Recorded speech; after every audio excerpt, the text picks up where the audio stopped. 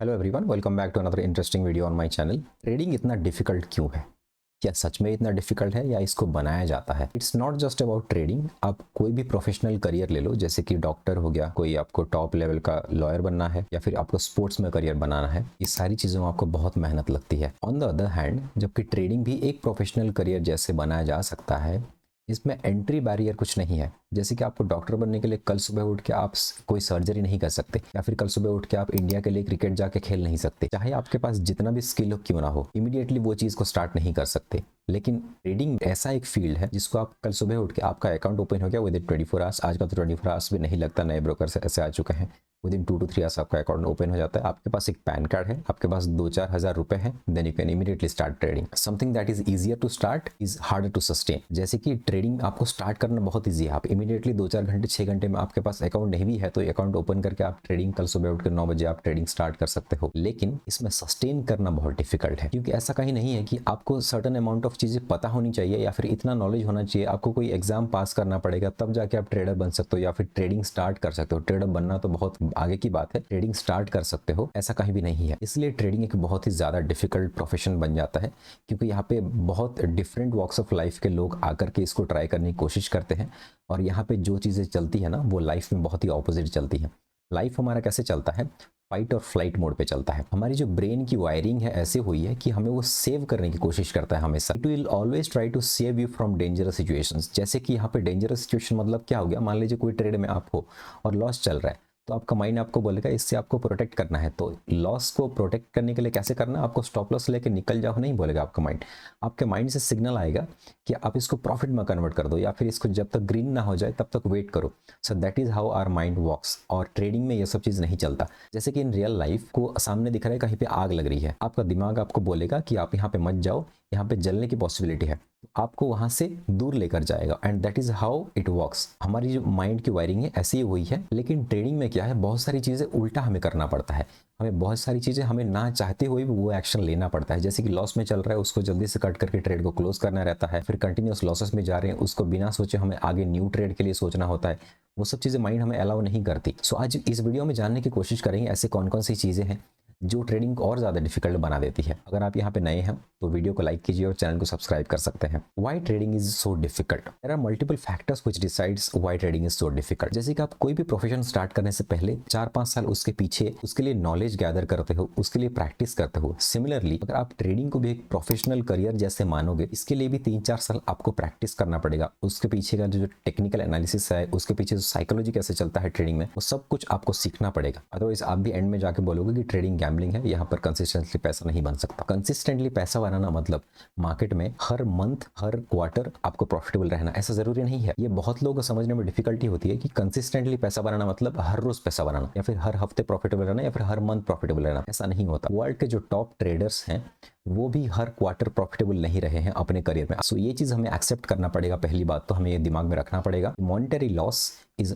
Not a parameter to decide whether you are successful in trading और not. क्योंकि losses सबको होते हैं, लेकिन आप लॉन्गर रन में कितने छोटे लॉसेस ले और कितने बड़े प्रॉफिट ले, वो डिसाइड करता है आपकी प्रॉफिटेबिलिटी। फाइनेंशियल मार्केट एक बहुत ही रैंडम जगह है जहां पे कहीं भी कुछ भी हो सकता है। ये चीज तो हमें पहले एक्सेप्ट करना पड़ेगा। मार्केट इतना रैंडम है कि आप मान लीजिए फॉर एग्जाम्पल आप मंडे के दिन ट्रेडिंग स्टार्ट करते हो और ये प्लान करके आते हो कि आज मैं 1:2 लेके जाऊंगा और इस पूरा हफ्ता में 2 से 3 ट्रेड करूंगा एक दिन में, और 1:2 1:3 ऐसे लेकर के जाऊंगा।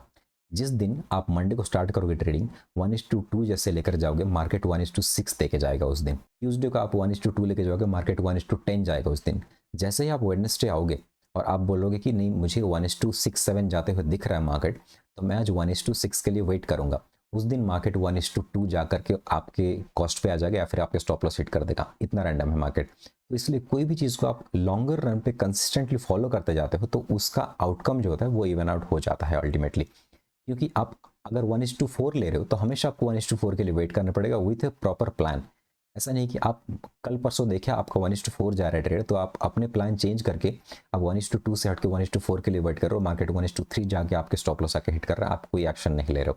सो उस केस में आपका साइकोलॉजी बहुत ज़्यादा हैम्पर हो जाएगा और आप यहाँ पे सस्टेनेबली ट्रेड नहीं कर सकते उस प्लान को। तो इसलिए जो भी चीज़ कर रहे हैं हमें लॉन्गर रन में सेम चीज़ को करते रहना with proper risk to reward ratio. और एग्जाम्पल लेते हैं, जैसे कि कोई कंपनी का रिजल्ट आ रहा है, कंपनी ने बहुत अच्छा परफॉर्म किया है, तो आपने रिजल्ट के बेसिस पे ट्रेड करना चाहा और उस स्टॉक को कल सुबह जाकर ट्रेड करते हो, तो और बहुत अच्छा रिजल्ट के बाद भी वो -10% लोअर सर्किट पे खुल जाता है। सेम चीज़ आप अपने दिमाग में रखते हो, तो नेक्स्ट टाइम जब वो सेम कंपनी बहुत अच्छा परफॉर्म करता है और आप उसको सेल करने जाते हो, तो वो 10% अपर सर्किट में खुलता है। So you cannot predict anything in the market and everything is fair in market. हम एक चीज़ को 100 बार अगर करेंगे तो 60 से 70 बार ही हमें सही होना है, लेकिन हम क्या करते हैं 8 से 10 बार अगर कोई चीज़ नहीं चला या फिर हमारे अगेंस्ट चला गया, तो हम अपना सेटअप चेंज कर देते हैं या फिर हमारा स्ट्रैटेजी चेंज करके हम दूसरा प्लान कर लेते हैं। तो इसलिए हमें अपने प्लान में स्टिक करके रहना है, चाहे मार्केट जैसा भी बिहेव करे। मार्केट का जो भी चार्ट फॉर्मेशन या फिर जो भी डेटा हमें मिल रहा है उससे हमें इमोशनली इंपैक्ट नहीं होना है। पहला पॉइंट तो यह है कि मार्केट एक बहुत रैंडम जगह है। Second is emotional discipline.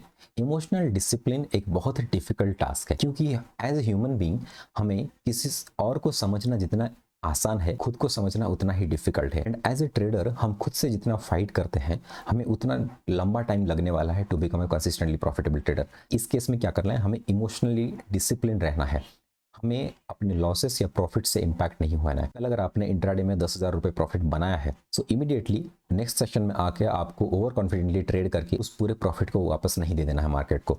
जैसे रिस्क टू रिवॉर्ड आप फॉलो करके अच्छा प्रॉफिट कमाए हो, वैसे ही रिस्क टू रिवॉर्ड फॉलो करके आपको छोटा लॉस लेके निकल जाना है। इमोशनली डिसिप्लिन होना इतना डिफिकल्ट क्यों है? हम जब ट्रेडिंग करने आते हैं, मान लीजिए आपने 20-25 साल में अपना ट्रेडिंग स्टार्ट किया, इसके पीछे जो आपने 20-22 साल आपकी जो अपब्रिंगिंग हुई है, आपके फैमिली में आपके फाइनेंशियल सिचुएशंस कैसे थे, how was your relationship with money since your childhood, आपने पैसे को किस तरह से देखा है, वो सब कुछ डिपेंड करता है आप ट्रेडिंग में कैसा परफॉर्म करोगे। Are you a discipline person in your real life और नॉट, ये सबसे बड़ा फैक्टर है। अगर आप अपने रियल लाइफ में डिसिप्लिन नहीं हो, तो ट्रेडिंग में अब ये 4-6 घंटे के लिए डिसिप्लिन कभी भी नहीं हो सकते। You can not expect to be discipline only in this 4 to 5 hours and not in your real life. इसलिए अपने ट्रेडिंग को सुधारने के लिए या फिर अपने ट्रेडिंग डिसिप्लिन को सुधारने के लिए आपको अपने रियल लाइफ में डिसिप्लिन होना पड़ेगा। आपको डे टू डे एक्टिविटी में डिसिप्लिन होना पड़ेगा, अदरवाइज आप ट्रेडिंग में कभी भी डिसिप्लिन नहीं हो सकते। अगर आप इन जनरल एक बहुत ग्रीडी इंसान हो या फिर बहुत आपको डर लगता है पैसों के मामले में, रिस्क लेना डर लगता है, तो आप ट्रेडिंग में भी वैसा ही परफॉर्म करने वाले हो। ट्रेडिंग में आपको मार्केट 1:3-4 दे रहा होगा, लेकिन आपको चाहिए होगा 1:10। जब मार्केट 1:10 देगा, आपको 1:20 चाहिए होगा। ये जो ग्रीड चीज़ है ये कभी खत्म नहीं होगा। Similarly on the fear side, real life में बहुत डरते हो रिस्क लेने के लिए, या फिर मॉनिटरी लॉसेस से आप बहुत परेशान हो या फिर डरते हो, या फिर पर्सनल फाइनेंस को लेकर के आप बहुत परेशान हो, तो आप यहाँ पे भी रिस्क नहीं ले सकते, क्योंकि आप उसी माइंडसेट से ट्रेड करोगे कि आपका ये ट्रेड जो है इससे आपका सारा प्रॉफिट निकाल लेना है और ये प्रॉफिट को निकाल के आपको जो पर्सनल फाइनेंस है उसको एडजस्ट करना है। तो वो चीज़ आपके दिमाग में चलेगी। इसीलिए हमें ट्रेडिंग में अच्छा परफॉर्म करने के लिए तो सराउंडिंग की जो चीज़ें हैं उसको पहले ठीक करना पड़ेगा, ना कि पहले ट्रेडिंग ठीक होगा उससे हमारा सब कुछ ठीक हो जाएगा। That is not how it works. एक और रीज़न है जो कि ट्रेडिंग को बहुत डिफिकल्ट बनाता है, वो है इन्फॉर्मेशन ओवरलोड। हमें ट्रेडिंग के बारे में कहाँ से पता चलता है? अपने सोशल ग्रुप से, अपने ऑफिस के कोलीग से, इंटरनेट से, कोई न्यूज़ मीडिया से हो गया। इससे क्या होता है, जैसे कि आपने कोई स्टॉक को मान लीजिए कल बाय करने के लिए रखा है, रिलायंस मान लीजिए एग्जांपल लेते हैं, रिलायंस को आपने कल बाय करने के लिए रखा है, अपना ट्रेडिंग प्लान है, आपने अपना चार्ट एनालिसिस कर लिया, सब कुछ कर लिया और कल उसको बाय करने के लिए आप प्लान कर रहे हो इंट्राडे में। लेकिन ट्रेडिंग स्टार्ट होने से पहले कोई न्यूज़ चैनल में किसी ने बोला कि रिलायंस को सेल करना है, रिलायंस वीक है, आप उससे इन्फ्लुएंस हो जाते हो। सो ऐसे इन्फ्लुएंशियल सोर्सेस जो हैं ट्रेडिंग में बहुत सारे हैं। कोई टेलीग्राम में टिप आ गया कि इस स्टॉक में बहुत बड़ा न्यूज़ है तो इसमें सेल करना है, इसमें बाय नहीं करना है। किसी बड़े इन्वेस्टर ने इसको बहुत सारा क्वांटिटी में बाय किया है तो इस पे बाय करना है, तो इसके अकॉर्डिंग आप अपना ट्रेडिंग प्लान जो है वो चेंज कर देते हो। सो जितना ज़्यादा नॉइज़ हमारे सराउंडिंग में है सबको कट आउट करके आपको ट्रेडिंग में फोकस रहना है। अपने प्लान में फोकस करके अपने जो ट्रेडिंग प्लान हमने बनाया है उसी को फॉलो करना है, इरेस्पेक्टिव ऑफ चाहे कोई कुछ भी बोले, कोई न्यूज़ चैनल बोले, आपके कोई फ्रेंड बोले कि स्टॉक को बाय करना है, सेल करना है। अगर आपको अंदर से कन्विक्शन नहीं आ रहा है तो आप उस प्लान को फॉलो मत कीजिए। So this is another point. Last but not the list, जैसे कि हम सारे वीडियो में डिस्कस करते हैं, रिस्क मैनेजमेंट। आप कोई भी सेटअप, कोई भी स्ट्रैटेजी फॉलो करो ट्रेडिंग में, अगर उसमें रिस्क मैनेजमेंट सही नहीं है तो आप कभी भी प्रॉफिटेबल नहीं हो सकते।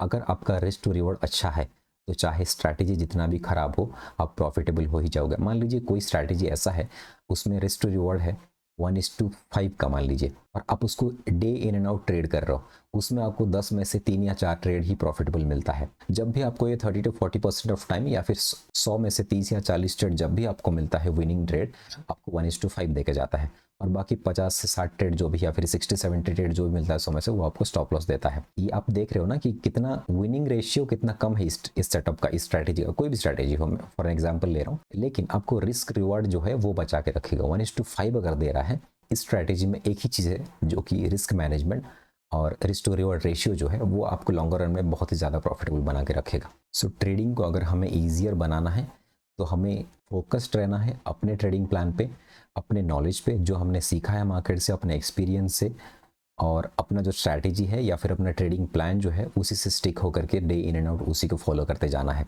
Irrespective of profit and loss. या फिर किसी ने अच्छा प्रॉफिट कमा लिया, कोई इंस्टाग्राम पे रील डाला है बहुत अच्छा प्रॉफिट करके, कोई यूट्यूब वीडियो डाल दिया, उस सब से इम्पैक्ट बिल्कुल भी नहीं होना है। So this is the only way you can make your trading profitable and smooth. आपको अपने ट्रेडिंग जर्नल पे फोकस करना है, आप क्या गलती कर रहे हो लास्ट एक हफ्ते एक महीने में, क्या गलती किया है, क्या चीज़ आपके लिए सही चल रहा है, वो सबको ज़्यादा करना है, और जो चीज़ आपके लिए नहीं काम कर रहा है उसको कट डाउन करना है या फिर उसको कम करते जाना है। So these are the few things which can make your trading easier and profitable. I hope आपको इस वीडियो से कुछ सीखने मिला होगा। अगर वीडियो पसंद आए तो लाइक कीजिए और शेयर कीजिए।